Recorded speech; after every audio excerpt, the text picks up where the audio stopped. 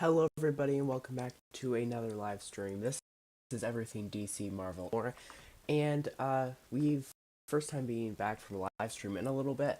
Today, we're going to be going over 5 topic points. So we're back with our topic points, which we never really had this format before. I kind of want to go back to it, where I wait until a lot of news comes out and then I go over all of it.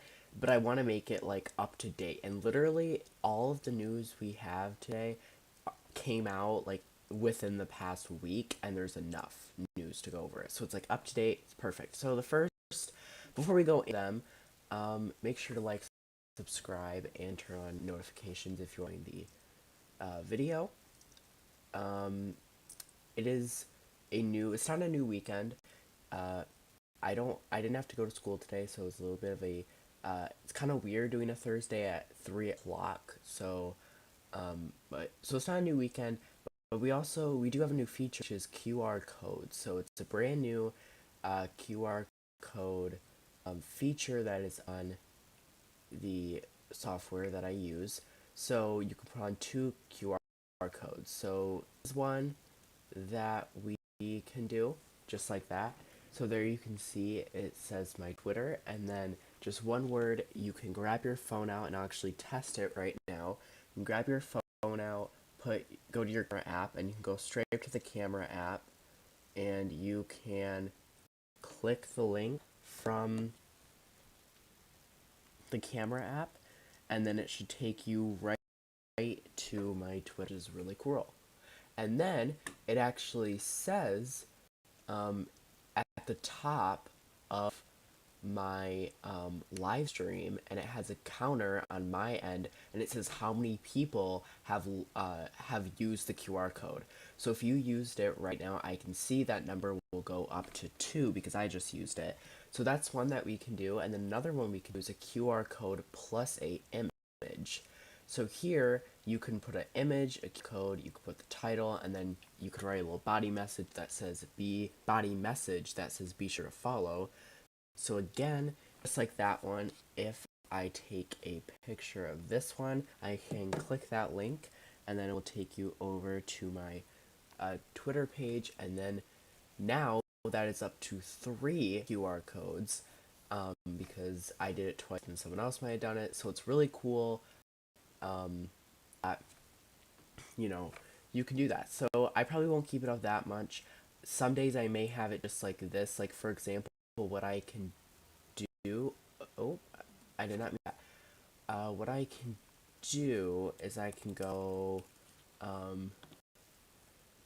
to the YouTube channel, and then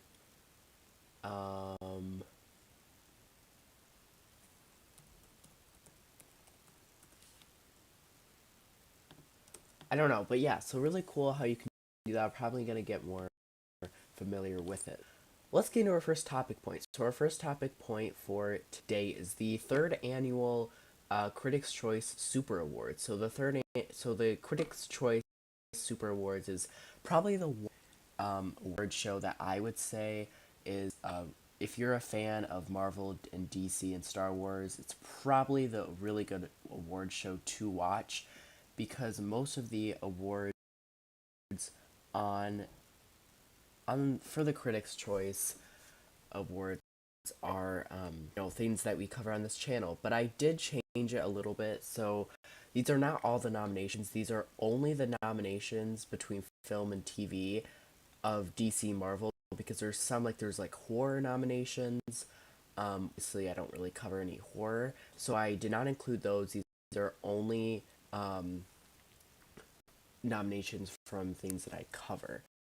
So first up, we have the film nomination. For Best Superhero Movie is The Batman, Black Panther Wakanda Forever, DC League of Super Pets, Doctor Strange The Multiverse of Madness, and Thor Love and Thunder. I also wanted to go through and tell you which one I like the best, and then you guys can all give the opinion which one you want to win. I would probably say I did not watch DC League of Super Pets. I would say probably Black Panther Wakanda Forever. They were really good. The visuals were amazing, the music was amazing. They're even having a TV series that is coming out next Tuesday. And it's about the music of Black Panther Wakanda Forever. Um, I would probably say I want Black Panther Wakanda Forever to win. I mean, out of all of these, I would say that's probably the best movie. It's between Black Panther or the Batman. I mean, honestly, these are literally, I've watched every single one of these, but the DC League of Super Pets, and I wouldn't even be mad if the DC League of Super Pets wins, just because these are like all movies that I do cover. It's not some of these nominations, like these categories, only have one person or one show that I cover, but this one is one of them that has literally every single thing. So I don't really mind about this one. I would say probably the Batman or Black Panther Wakanda Forever. Next, we have Best Actor in a Superhero Movie. So we have Benedict Cumberbatch in the Doctor Strange and the Multiverse of Madness, Paul Dano in the Batman, Colin Farrell in the Batman, the person who played Namor in Black Panther Wakanda Forever, and Robert Pattinson from Batman. Let me see. Hmm. Paul. Let me look up the Batman cast because I don't know if. Okay, so Paul Dano is the Riddler, and then Colin Farrell is the Penguin. So considering I didn't know those people, probably not those two. Um, I could see. I mean, Doctor Strange has won more in the past. I don't know. I could, and definitely if I honestly think I want Black Panther Wakanda Forever to win for best superhero movie, but I think the Batman is going to win. So then in that case, for best actor in a no, actually no. I think the opposite. I think, and I want Black Panther Wakanda to win. I actually think they're going to win for best superhero movie.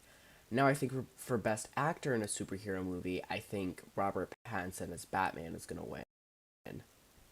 Um, okay, next we have best actress in a superhero movie: Angela Bassett, Black Panther Wakanda Forever, uh, Zoe in the Batman, Elizabeth Olsen in the Multiverse of Madness, Natalie Portman in Thor: Love and Thunder, and Lydia Wright in Black Panther Wakanda Forever. So let's see. I need to look up who is. I'm not sure exactly. Okay, so Angela Bassett is um,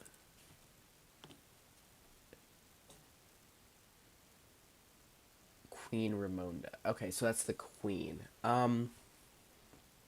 Okay, Zoe. This is Catwoman, correct? I think so.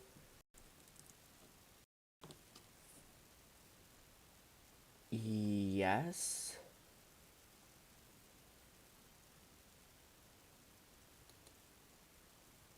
I'm pretty sure. Elizabeth Olsen, who is Wanda or Scarlet Witch, Natalie Portman, who is Thor, and then Lydia Wright, who is Shuri. Probably Elizabeth Olsen.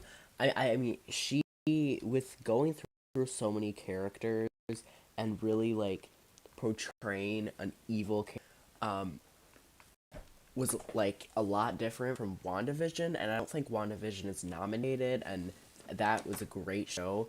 So I kinda am hoping Elizabeth Olsen wins for the Doctor Strange and Multiverse of Madness. Again, feel free to put your ideas in the comments, and I will be sure to read them. Next is the best science fiction slash fantasy movie. The only one here, I don't really cover any of these, but I just decided to cover because it has Avatar: The Way of Water. So yeah, that one. Um, Same with this one, best actress in a science fiction slash fantasy movie. Again, for The Way of the Water. This is also the person who plays Gamora in the MCU, so that's a good one. Best villain in a movie. So Paul Dano who's the Riddler, um, Namor and Black Panther Wakanda Forever, and Elizabeth Olsen in Doctor Strange and the Multiverse of Madness. So if Elizabeth Olsen wins this one, Best Actress in a Superhero Movie, then for this one, for Best Villain, I would want Namor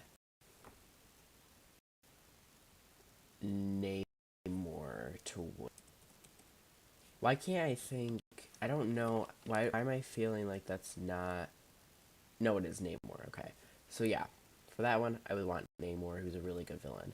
Now here we have the television nominations. So these are more what I get interested in. So, um, yeah, let's see. Best superhero series in a limited series or made for TV movie. 1 second.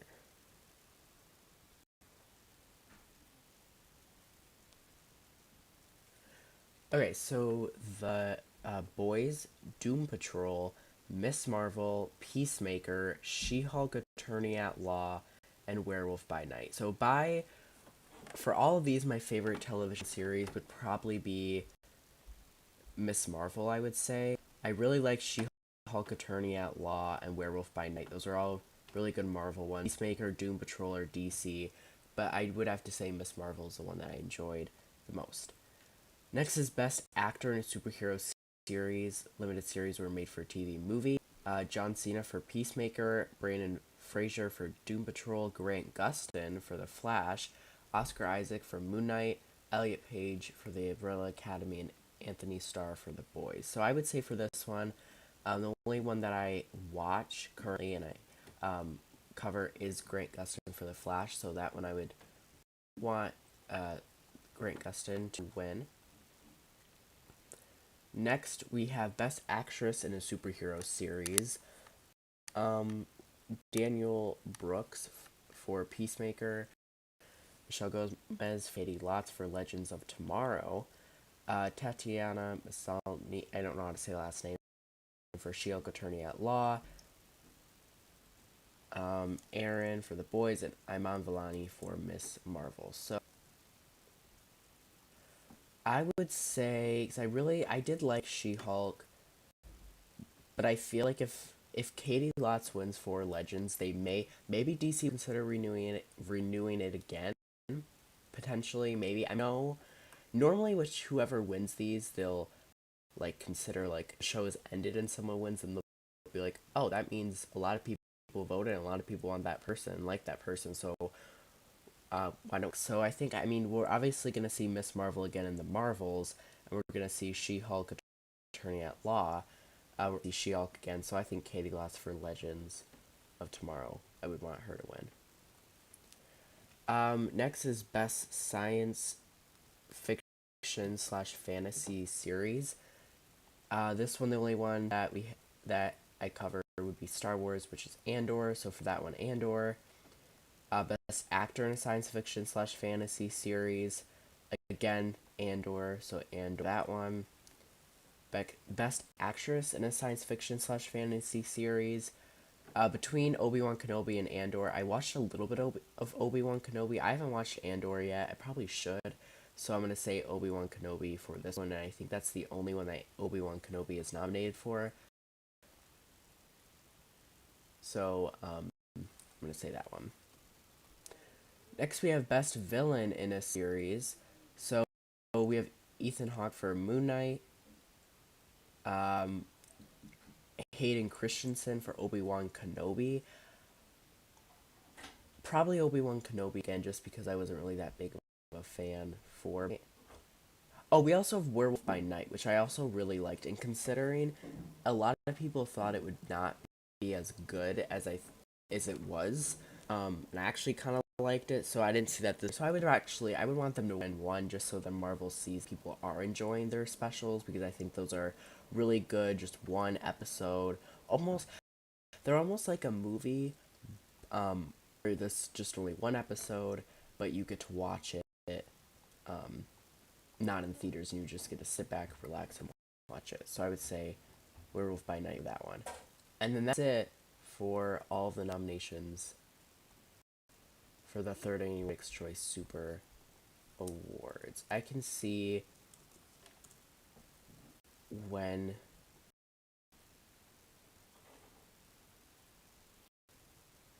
that is.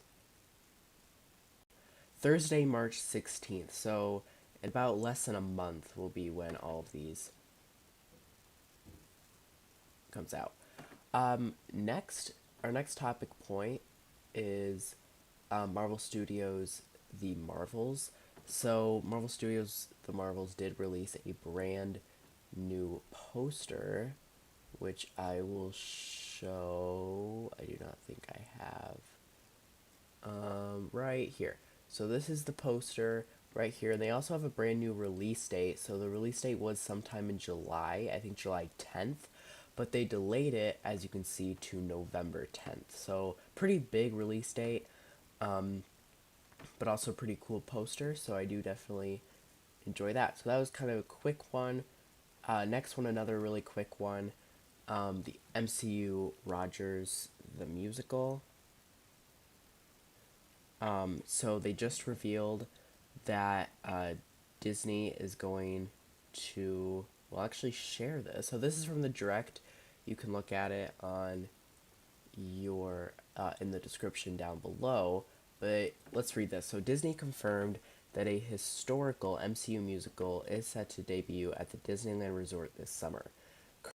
Currently, the Disney California Park at Disneyland Resort is home to the Avengers Campus, where characters from the latest Marvel films and DC Plus series are prone to appear.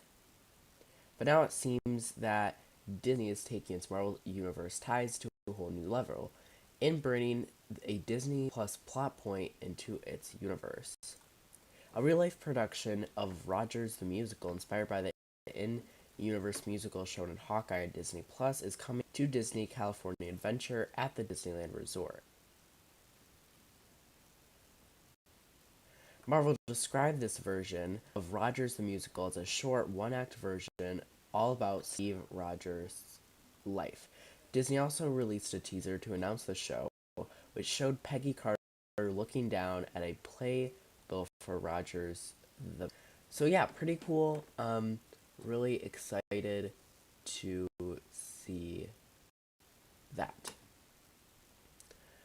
Next, I wanted to cover main conventions. So, something that my channel really goes over and talks about a lot is conventions, like comic conventions, like San Diego Comic Con, New York Comic Con, Star Wars Celebration, WonderCon, all of those. So I compiled a list of all of the comic conventions that are big enough and that I would cover that actually reveals stuff for content that I do, because there's a lot of conventions out there, but not all of them actually reveals, things that I doesn't always reveal things like new things. So these are a list of all the conventions that reveal stuff and that I will cover. So you can see the list right now. So first up, this is in order of like from the beginning of the year all the way to the end. So there's something called Funko Fair, which talks all about like new Funko Pops. This could be from DC, Marvel, Star Wars. Also here you will see Type. In the middle it says Type, which has all it says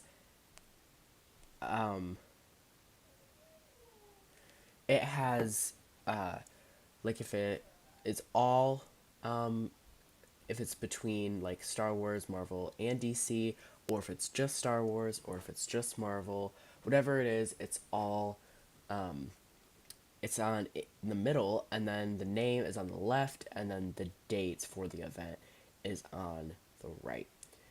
So the first up is the Funko Fair, which talks about Funko Pops. That's in January or February. It already happened, so that was in January, because it is February right now.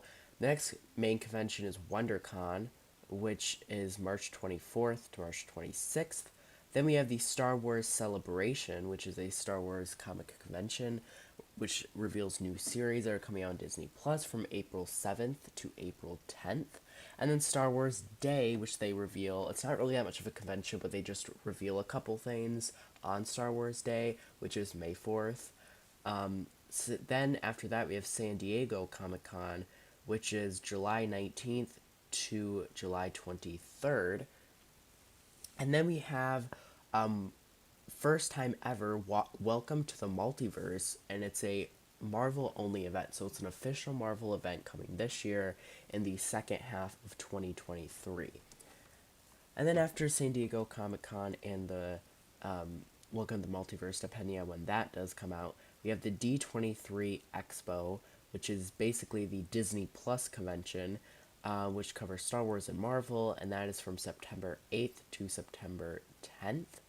Then the Hasbro PulseCon talks a lot about new action figures for DC, Marvel, and Star Wars, and that is sometime in September or October. And then New York Comic Con, which I did not cover in 2022. I'm not sure why, but New York Comic Con is another really big one from October 12th to the 15th. And then Disney Plus Day, which is kind of like Star Wars Day, where it's not really a convention, it's just a one-day thing where they announce a couple things, and that is on November 12th. And then CCXP, the Comic Con Experience, which is a Brazil event, has all DC, Star Wars, and Marvel, and that is from December 7th to the 10th. And then DC Fandom is an unknown time and may not even be happening. That's just one that has happened in the past.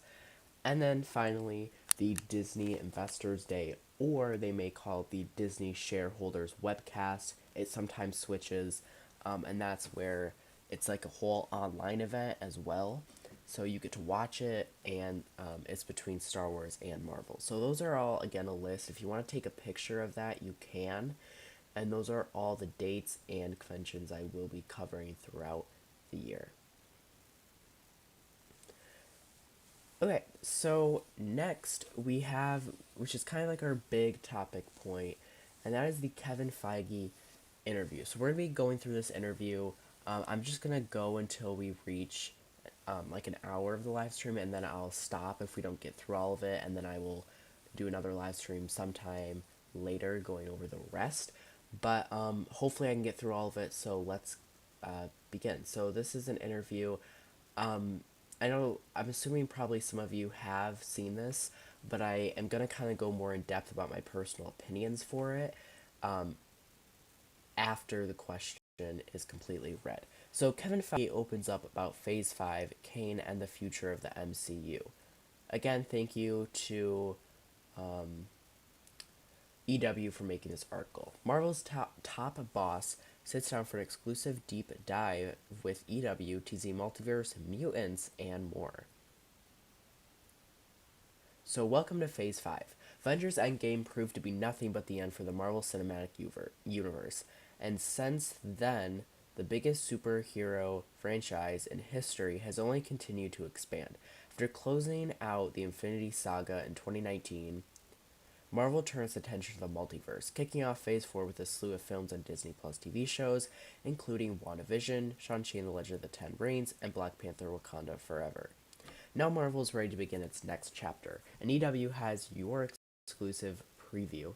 When Ant-Man and the Wasp: Quantumania hits theater Friday, it will mark the beginning of Phase 5, which this was made February 14th, so obviously Ant-Man and the Wasp: Quantumania has already come out, which is kind of the reason why I wanted to make this live stream now, because if Kevin Feige teases something about Ant-Man and the Wasp: Quantumania, like, yeah, this, I can't tell you, but something happens in Ant-Man and the Wasp, which teases this, then I can, talk to you guys, and I can tell you what he's talking about there. So again, spoiler alert if you have not watched Ant-Man and the Wasp: Quantumania.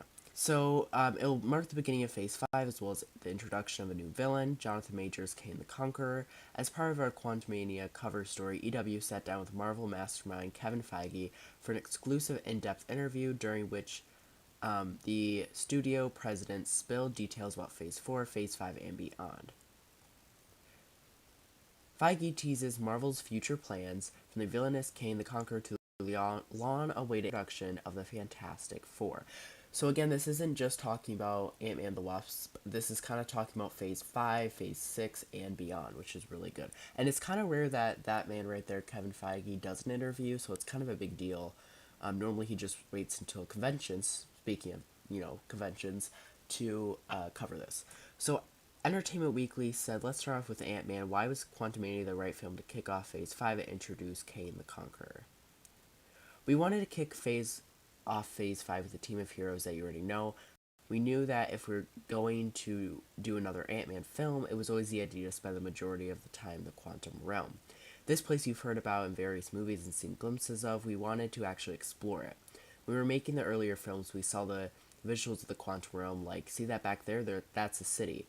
See, whoa, sorry about that. Um, See that over there? That's a whole civilization. We were hoping that one day we could explore more of it. For years, we've always had um, the idea that Kane would be an amazing follow up to Thanos. He's got the equal um, fame in the comics, but he's a completely different villain. Mainly that's because he's multiple villains. He's so unique from Thanos, which we really like. So here's something right here where I'm going to stop. So mainly that's because he's multiple villains. So there's different variants of Kane, which I think is really good to have too, because that means they said somewhere, I'm pretty sure in the interview, that they're happy with Kane. They can kind of introduce him before the main saga's over, because the thing with Thanos is he was really just introduced in Infinity War and Endgame, and it felt almost like rushed. But now we are going to know Kane, so by the time the Avengers movie comes, even though some people are sad that there's no Avengers movies to end off Phase 4 and Phase 5, it's really like there is, because we're having Kane come to these different series like Loki and yeah. So in the early days of Quantumania, Jonathan started to pop in a big way. He's the highest testing villain we've ever had in any of our friends and families. That's really saying something with a movie like this. Even early on, without the effects, Jonathan is his own effect. He was working from the start. It's always one of the fun rules of the dice that we do at Marvel, which is to say, hey, we're going to make multiple movies around this character, and we're going to start before the audiences even had a chance to meet him. We really go in on these ideas in this casting. It was a big relief when the season ender of Loki season 1 happened. Like what I was talking about, Loki season 1. People really seemed to get on board for Kane. Sorry about that very obnoxious ad at the top. Just ignore it. People are chanting Kane when Jonathan goes on talk shows, and they haven't even seen the movie yet. Wonder if I can get rid of...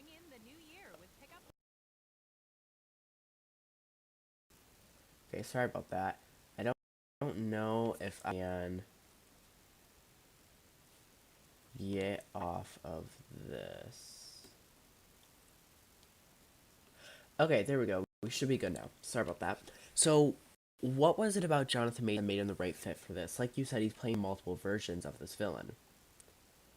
I might skip some of these, um, just so we can get through it.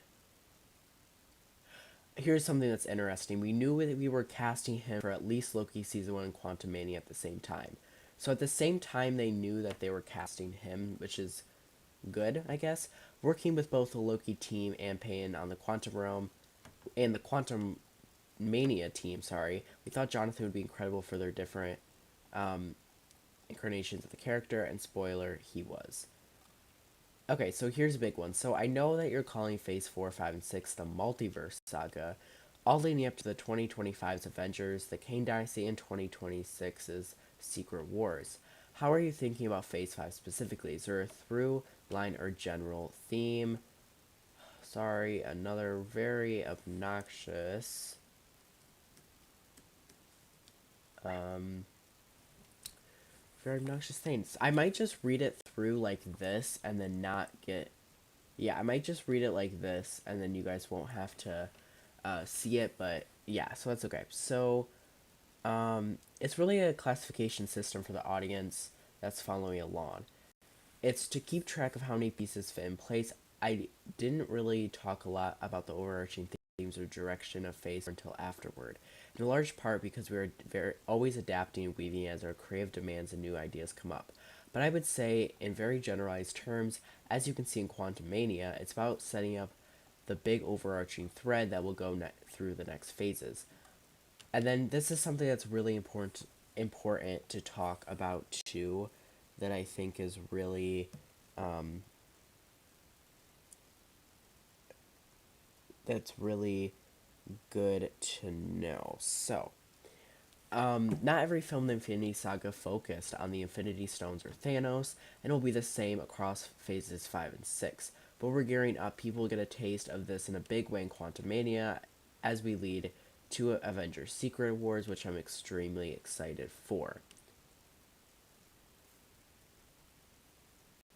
Um, okay, so I'm going to skip a little bit. The storylines that weave together through phase 5 and 6 in the Secret Wars and the opportunities that the multiverse brings storytelling wise is a whole new aspect to the MCU.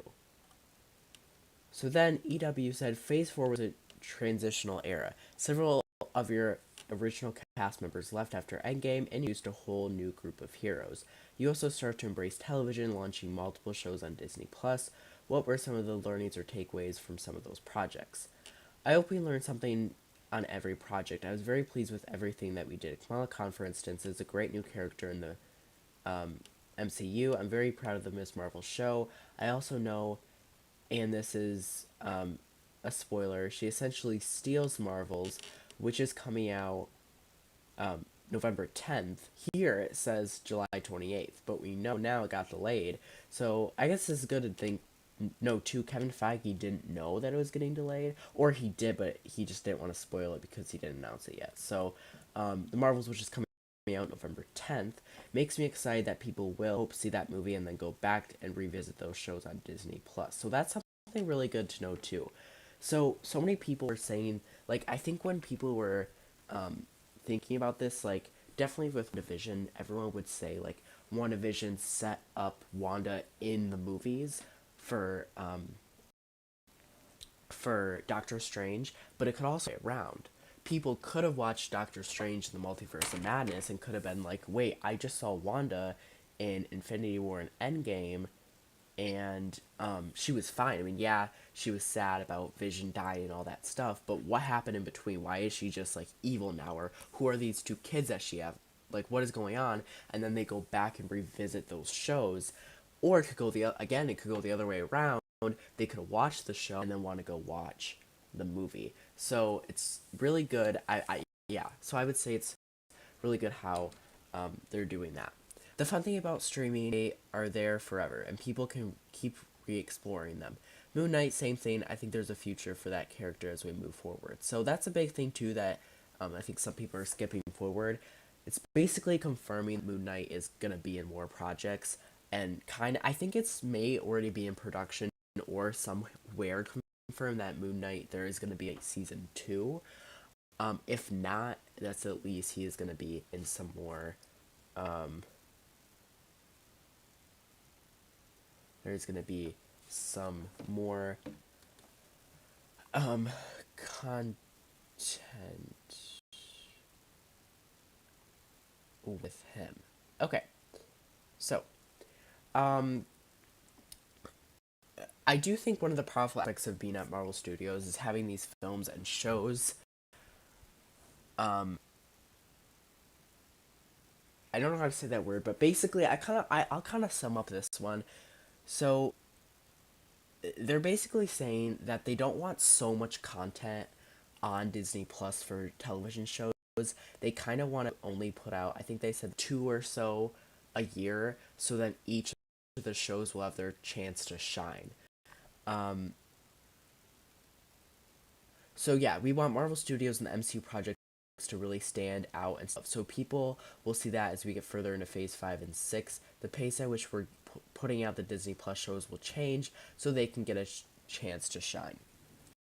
So that's kind of like what we were talking about, what they were talking about before, um, or not what they were talking about before, but we did know that they are going to be delaying some of the shows that's coming out in 2023. We only have two We only have two shows that are coming out in 2023 for Marvel confirmed, which is Secret Invasion with Nick Fury, and then Loki season 2. So all the other ones like Echo and Ironheart and Agatha Coven of Chaos has all been delayed to 2024. So those are the only two shows that are coming out, plus X-Men 97, which isn't really canon, but that's also one. So I think what they're trying to do, like, two live, so for Disney Plus, two live action series that are canon a year, and then one animated show. So 2023 animated show will be X-Men 97, and then their two live action shows will be Loki season 2 and Secret Invasion. And then for 2024 it will probably be What If season 2, Ironheart, and Echo, and then maybe they'll do another live action, which would be Agatha Coven of Chaos. I don't know, but everything's just getting delayed. Then that means Daredevil Born Again is also coming out in 2024. So I don't know if the people who are watching know this, but there's been so many delays. I don't think I've really talked about it that much. I mean, I could just find it right now, actually. Marvel delays. So I just told you about. Um, I told you about the Disney Plus show delays, but some movies also got delayed.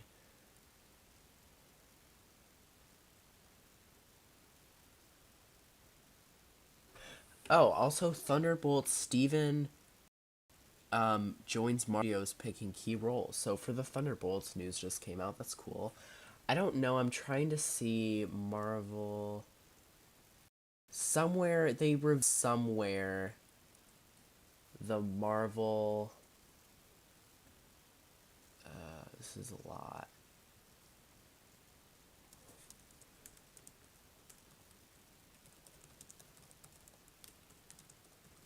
Movie delay. Here it is. So Marvel Studios updates theatrical release schedule. So Blade, Untitled Deadpool movie, Fantastic Four, Avengers: Secret Wars are all receiving new updates. Before this too, I just forgot they have another animated show that came out, Marvel's Moon Girl and Devil Dinosaur. I'm not watching it. Like I mean, even though X-Men 97 isn't canon, I'm still gonna watch that because like it's still Marvel. Like I wouldn't even consider Moon Girl and Devil Dinosaur Marvel. Like that's almost like, I think Hulu is doing this.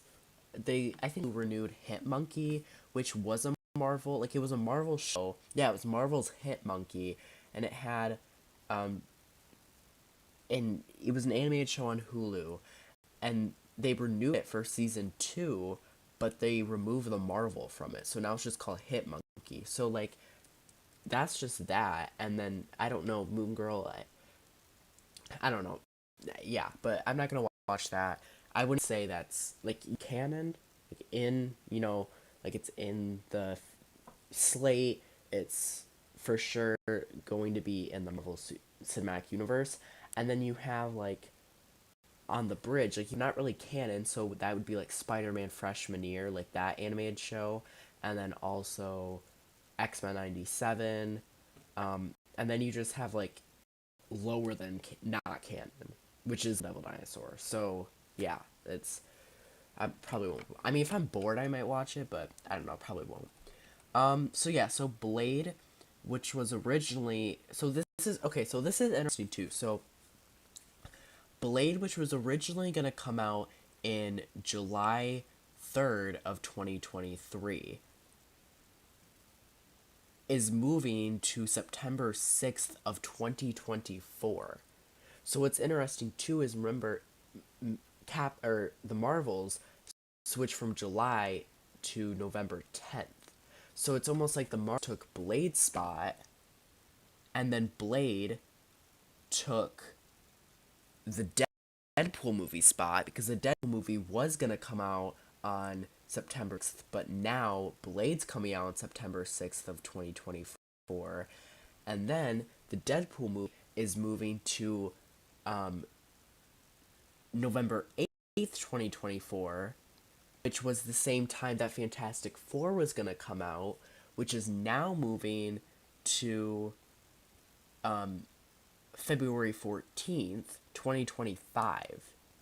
And then Secret Wars, which was going to come out November 7th, 2025, is moving to May 1st, 26, which Avengers the Kane Dynasty is May 2nd, 2025. So almost exactly a whole year later, we have these Marvel movies. So between Blade, the Deadpool movie, and Fantastic Four, those four movies all like shifted spots and are taking the spots of the Blade. So let me, and I'm trying to think in easier terms. So the Marvels took Blade's spot. Blade took the Deadpool movie spot. The Deadpool movie took Fantastic Four spot, and the Fantastic Four movie took the release date spot of an unknown of an unknown movie that's gonna be delayed, which we don't know the name of. So I don't know, a lot of really big things. I think they're just trying. I don't know if it's production wise or like I don't think it's production wise. I think they're just saying like okay, we're gonna delay it a couple like a little bit. Um,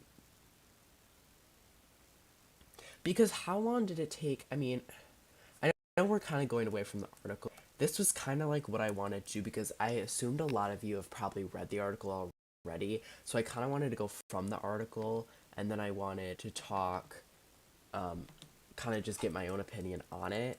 But I want to see, like, I want to see. Okay, so we have to do some math here. So Iron Man came out May 2nd, 2008. And we had, and no, Far From Home came out July 2nd, 2019. So 2019 minus 2008, that's 11 years. So 11 years was a saga. So now if we look at the multiverse saga, and we had the first thing was,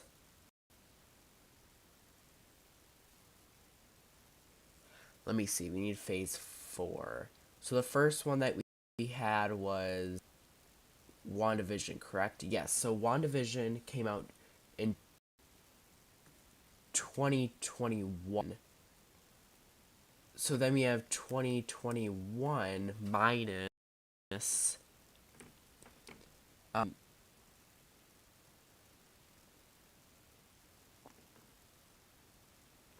I'm trying to think. Okay. Let me look up a phase, Marvel Phase 6 Marvel timeline. I want to see is there other stuff that's coming out.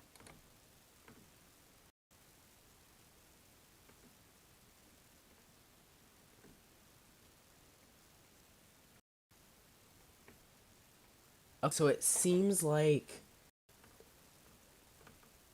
Secret Wars is the last one, which is coming out May 1st, 2026. So 2026 minus 2021, that's 5. So,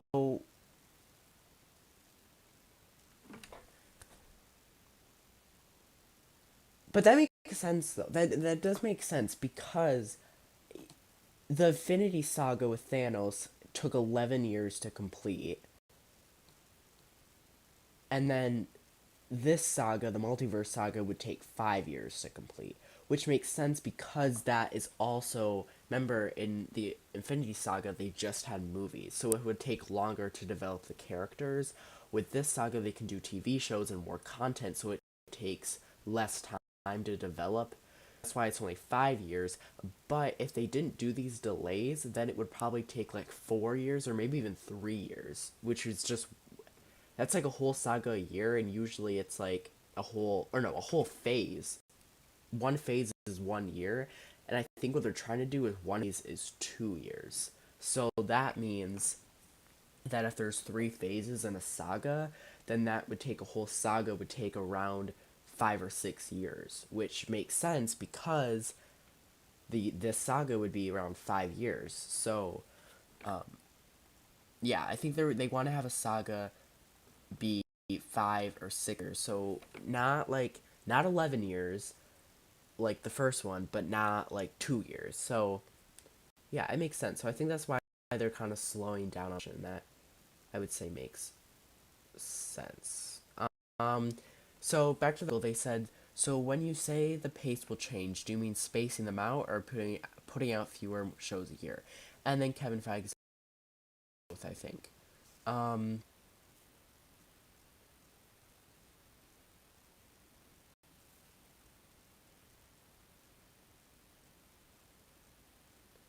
let's see.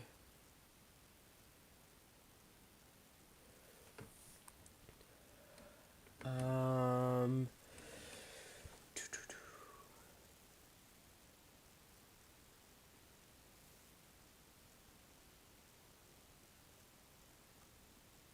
this is another good thing too to know. So Kevin Feige basically said that he doesn't want it to like he don't want TV shows to feel like 8-hour movies. Like he wants it to feel like a TV show. And like cliffhangers are good, um almost like She-Hulk, how She-Hulk you could really watch any episode and know what's going on. I know this is kind of weird to think about, but like Disney shows, like if you think of like old Disney shows, like the first one that came to mind was like Jessie, like that show, like that was a long time ago. Like that show, you could just watch any episode on. Um, what's a good like Marvel example? I don't know. There's not really a lot of Marvel ones because they feel like it's 8 hour long movies. I think that's the point. He wants it to feel like it could be like one of those Disney shows where you could just watch any episode and know what's going on, but still for the people who are hardcore fans can can watch it all through.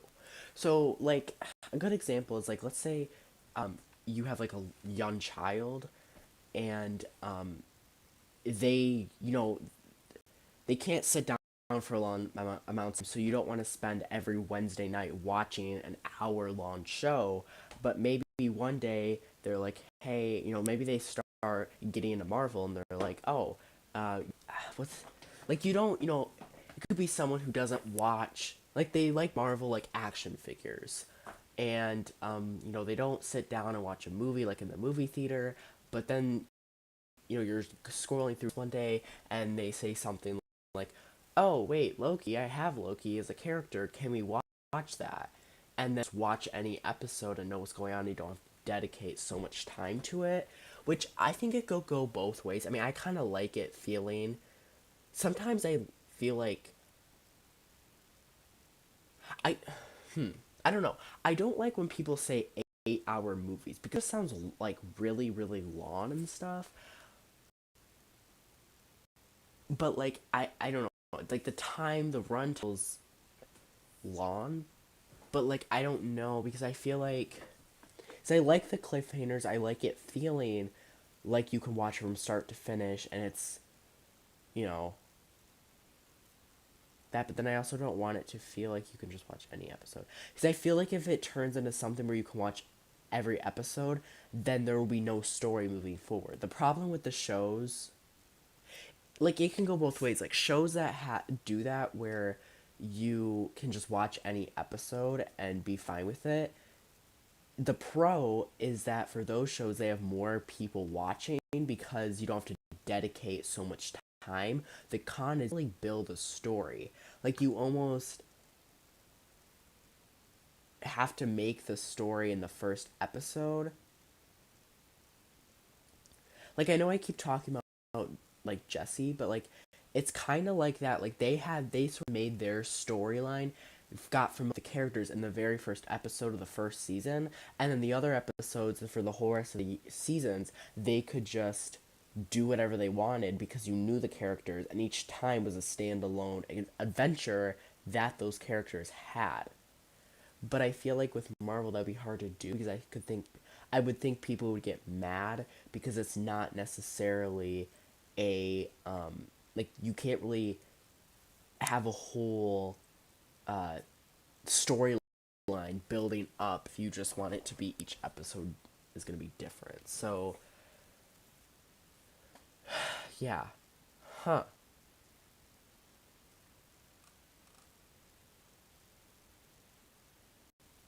Let's see.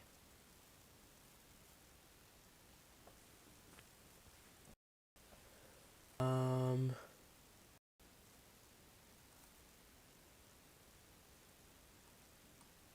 I'm trying to see.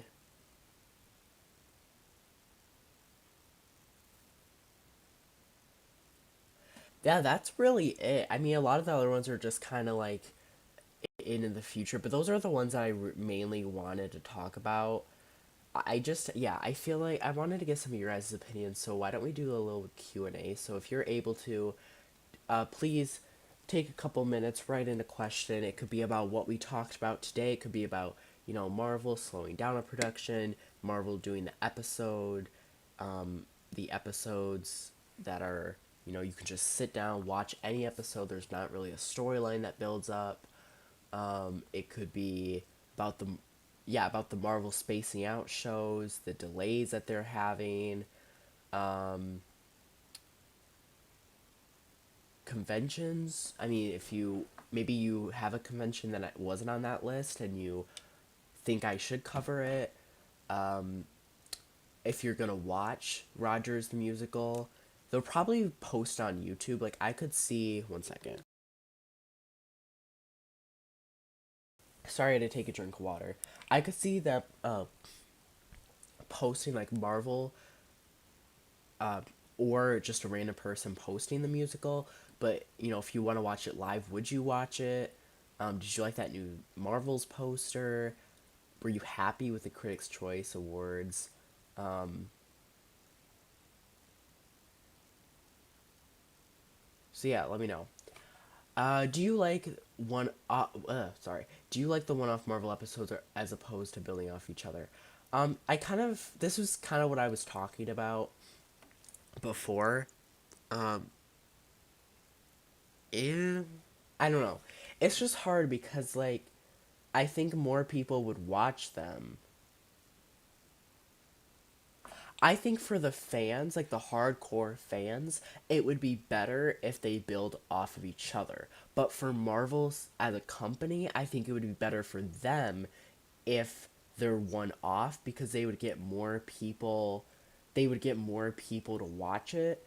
So then they would have get more money because more people are watching it. So I think for Marvel it would be a smarter idea, but I think for the fans, like for me personally, I like it building off of each other. But I don't like the term 8-hour movies. That just sounds weird. I think it's better saying it's just a Marvel TV show. Like that just sounds better. Thank you for asking all the questions. If you have any more, please be sure to put them. I like answering them.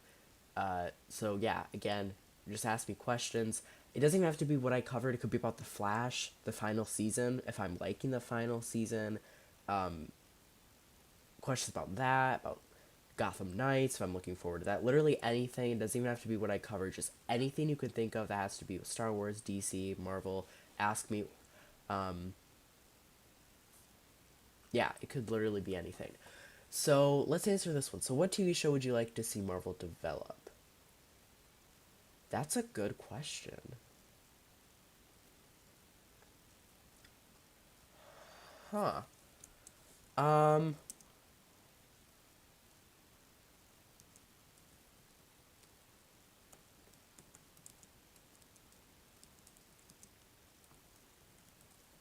let's see.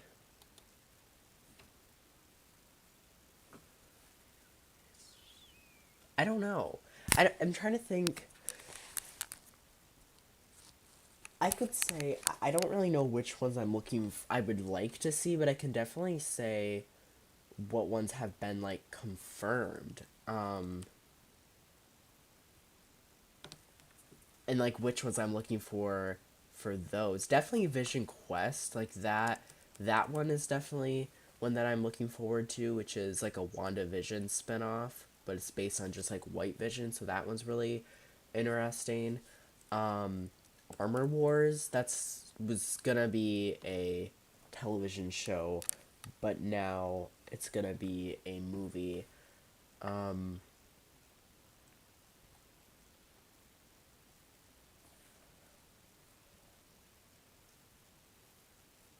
Let me see.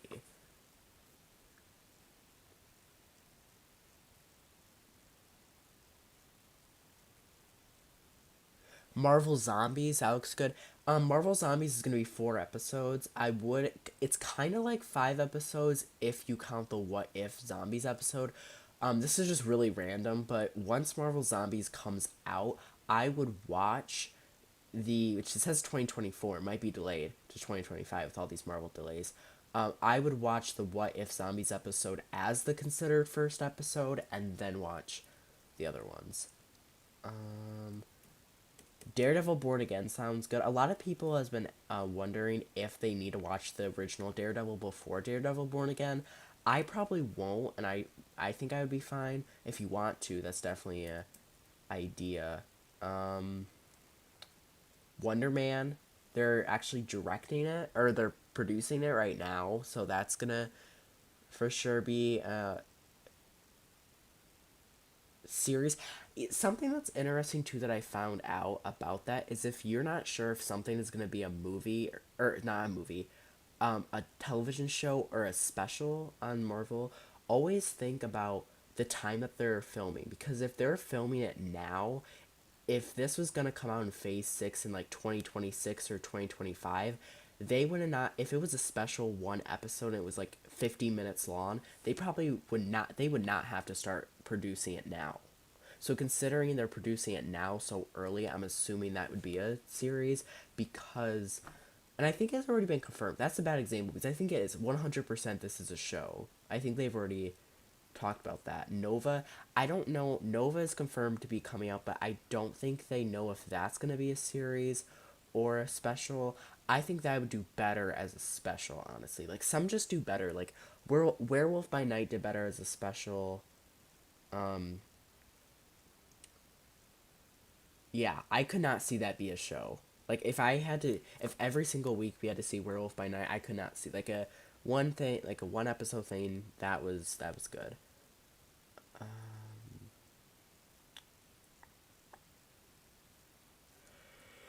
Yeah, I don't know. Oh, a Midnight Angels, that would be good. Like from Black Panther Wakanda Forever, the Midnight Angels, the three people who are like, that would be good. I think, yeah, that would definitely a Young Avengers show, I think would be good. I don't think Young Avengers would do good as a movie. I think it would have to be a show for me personally to like it. I would say a Young Avengers show would be good.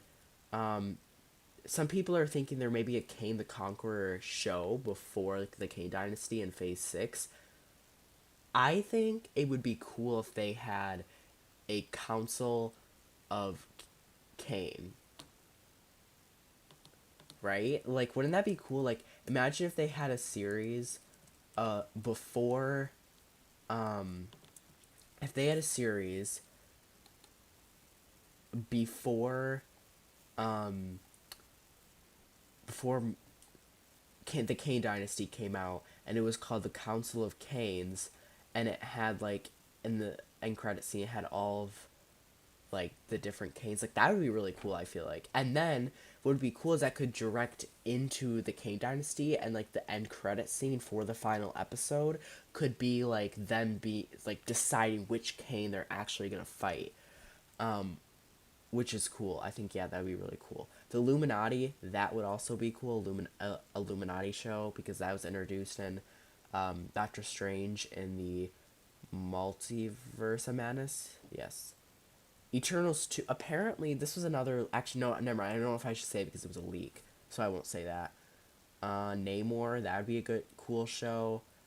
Um, yeah, Spider Woman, as like a Sony. Like some people are thinking that Sony would do a Spider Woman show. That would be cool.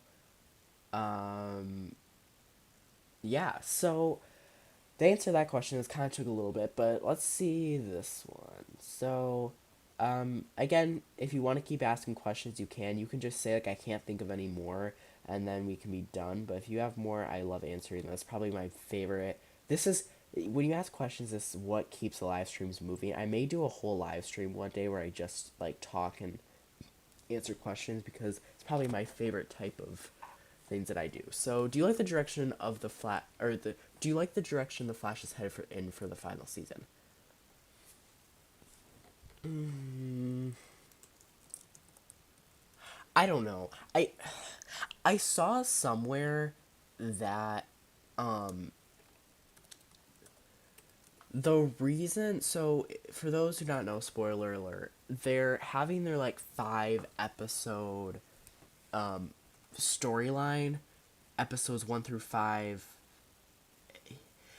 Just for any, I mean, next episode, here's the synopsis for next episode.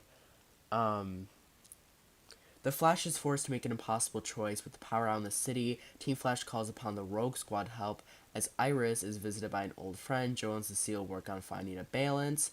And then the Mask of the Red Death Part 2. So this is good to know too. It's a Part 1 and Part 2. So there must be a really big cliffhanger. Part 2 it says as the Red Death wreaks havoc on. Why can't I say that's not how you say that word? Why did I say it like that? Reeks. Wait a second. Why? Havoc. Havoc? This word. I'll put it in chat. I don't know why I can't say that word. That's weird. Okay. Well, that's the word. On Central City, Barry and Iris come up with a plan and turn to Cecile for help. Barry is faced with what he thinks is his greatest was his greatest mistake, and the Red Death's greatest success. Keon wants to help Team Flash, but Barry can't risk losing her. Joe gives Barry a very much needed pep talk. So something interesting too is Joe has been in looks like Havoc. Havoc. Yeah, okay. That's how you say it. I don't know why I couldn't think of how to say that. That's weird. Another thing to mention too is Joe is supposed to be a the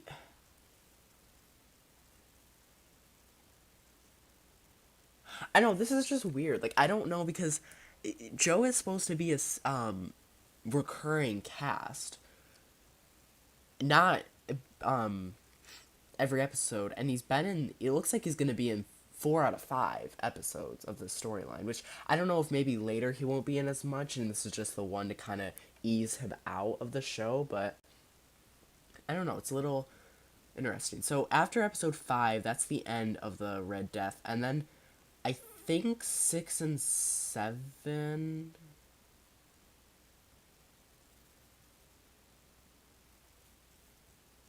I'm trying to think. I think definitely 6, the good, the bad, and the lucky. I think that's definitely, I would say, a filler. 7 maybe as well. Something to know too is 9 and 10 could be fillers, but like not like good fillers because episode 9, John Diggle, Wally West, Ramsey Rosso slash Bloodwork, and Oliver Queen slash Green Arrow will return in episode 9. So, like, even if that is a filler, it would be like a good filler. And then right after that, episode 10, David Sane, Henry Allen, and Nora Allen will return in episode 10. So, like, 9 and 10. But 9 and 10 as well. I don't know. I know this may not directly answer your question, but I'm just kind of the way I'm taking it is like how the series is getting sorted out because it's a little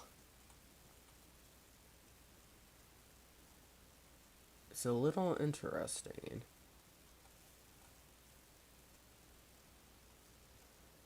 Okay, so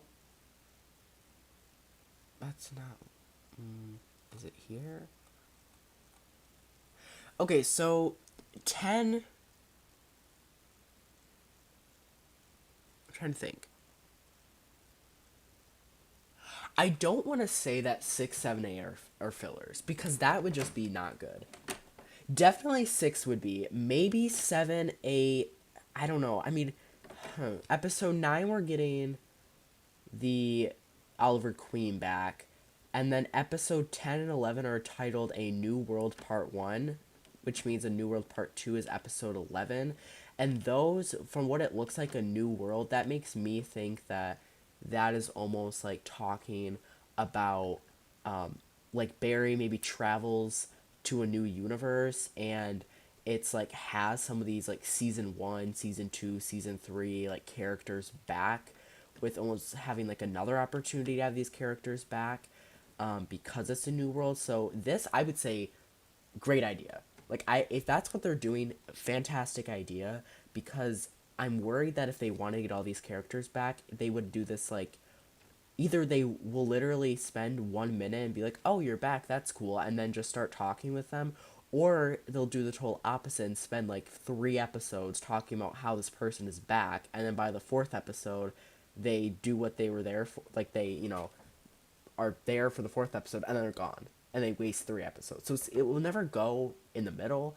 So I think this is a perfect way to do it because you can just say, oh, well, it's a new world, so that's why they're back. Like, you don't have to explain anything, and then you can still just go straight into them. So that's really good. So that's 10 and 11. Maybe 12 as well. I don't know. I'm thinking they might do. I would hope that they do what Supergirl did for their season finale, where they had episode like 12 be like the final like battle and like fight scene thing, and then episode 13, the finale, like the series finale, would be like a more like character development, like character send off. Yeah. But to answer your original question, I would say kinda. I think they're definitely, I think they're doing this whole Red Death storyline because it's almost like it's like fillers, but it's not. Like that's something to mention too. Like this season, I feel like there is a lot of filler episodes, but they're not technically filler. They're like having characters come back and or they're filler episodes to like send off these characters. Something that's good, I would say, is there's no. It looks like from the look of it, there's no character focused fillers. Last year, or last season, I should say, they had a bunch. The fillers were just like character focused ones. So like if I look up season 8, The Flash. Let me see. They had a bunch of yeah, like interlude 2,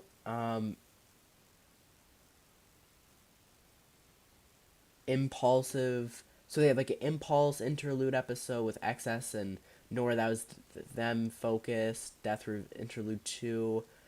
Um, Actually, that one was pretty good. Like the into the speed still force. The Curious Case of Bartholomew Allen. There was like one though that was weird. There was one season where like their interludes were just maybe it was season 7. I think it was.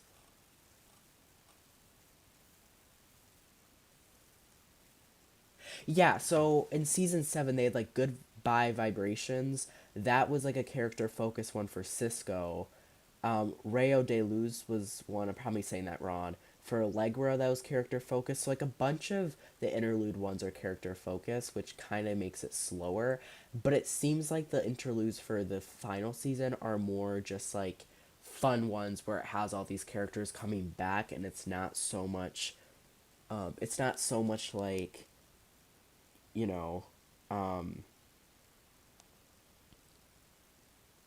not so much uh, character focus, which is good just because I feel like not a lot of people would be in favor of that.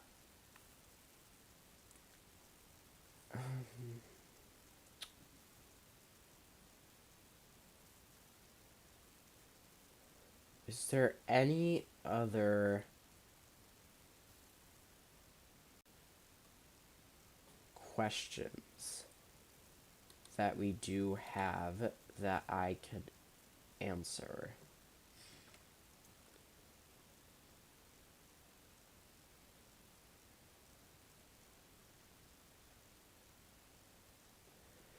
Okay, well in that case we'll end the stream. I'll go for about 2 more minutes just so we can get the hour and 15-minute mark. Um, yeah. I mean that's really it from me. I think good. Uh, good so far. The Flash.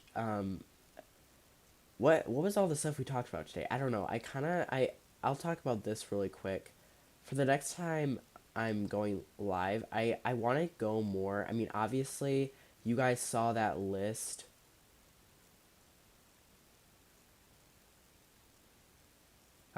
You guys saw. Sorry, I was like trying to do this. So you guys saw that list of all the conventions. I'll obviously be live during all of those, but I'm considering also being live, like not necessarily like when news comes out, but like just like once a week, because it's like too much. Like some of this news already came out and it was like a really really long time ago. um and yeah, it was like a really really long time ago.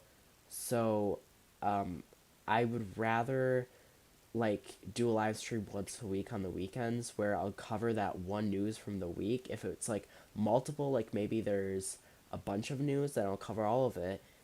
Um, and maybe that'll take up the whole hour. Or if there's literally one news thing that comes out, then the whole rest of the time for the whole hour, I'll just do a Q&A. Or if no news comes out, then I'll just do a live stream and do a Q&A. And that could be also too like people who want me to do stuff like reviews for shows, that could also be during the Q&A session. So I think I kind of want to do that just because like another thing too is the reason why I've been doing so many live streams is because of the preparation. But like today the prep did not take a lot at all. Like I just live streamed it directly from the page. The reason I don't always do that is because the ads. um but I mean, I don't know, I think I mean everyone has to deal with it. So um yeah, I'm just gonna do that. And then yeah, so I'll see you guys. Maybe not this weekend. Maybe so. Maybe we'll just do a Q&A this weekend because I really like doing that. So yeah, I hope all of you guys have a fantastic day. Stay safe, stay awesome, and most importantly, stay yourself.